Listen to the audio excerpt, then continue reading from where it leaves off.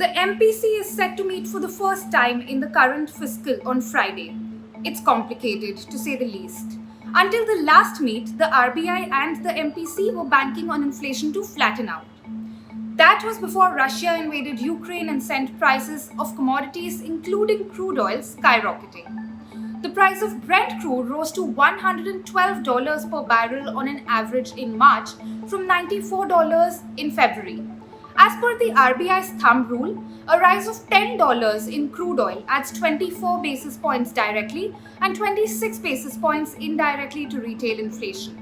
In Feb itself, CPI inflation was already at 6.07%, an 8-month high.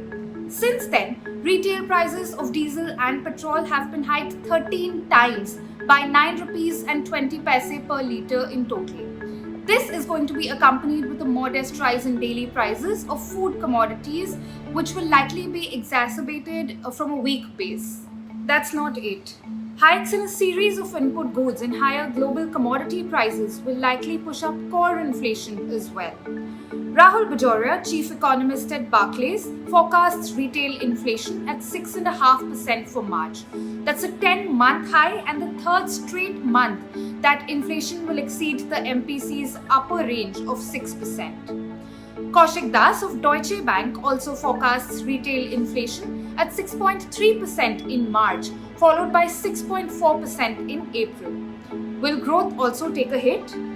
For now, demand has been sufficiently strong to withstand price hikes.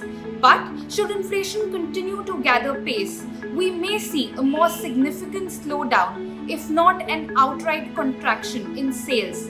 Pollyanna De Lima, Economics Associate Director at S&P Global, which publishes the India Manufacturing PMI, stated in its latest release.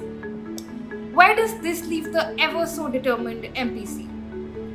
By experience, all 27 economists polled by Bloomberg expect the repo rate to stay on hold at 4%. Of the 23 economists polled for the reverse repo rate, 19 see it on hold, while 3 expect a hike in the reverse repo rate. This is what the RBI has let on so far.